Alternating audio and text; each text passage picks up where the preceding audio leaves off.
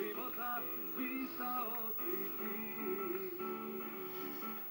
Budi moja sjajna zvijezda i do neba koje treba, nježnosti mi svoje daj.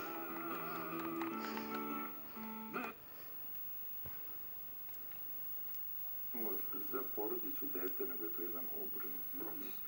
Šta se dešava? Znači, porodice koje se jave u postupak usvojenja, koji prođu tu prvu fazu konkretne podobnosti,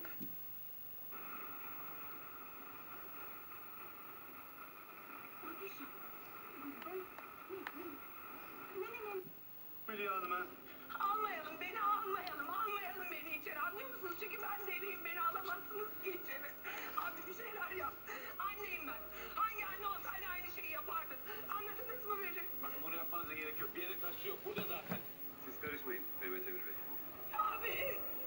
Abi benim yaptığımı her anne yapardı. Götürmeyin beni, almayın beni, deliyim ben.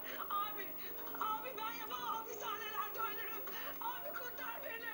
Seni kurtaracağım, merak etme. Sakın korkma. Mehmet Emir Bey, adaletin yerine gelmesine daha fazla engel olmayın bence.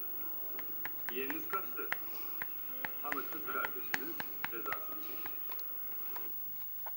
Da su želili oteti našu zemlju, protjerat nas. I to me jako smeta. Oni se sad prave, mislim, a i Pupovac zastupa na koncu konca samo te Srbe koji su bili četnici, jer i te takve radikalne Srbe koji ne žele prihvatiti ovu našu Hrvatsku, jer on bi inače išao na ovu listu.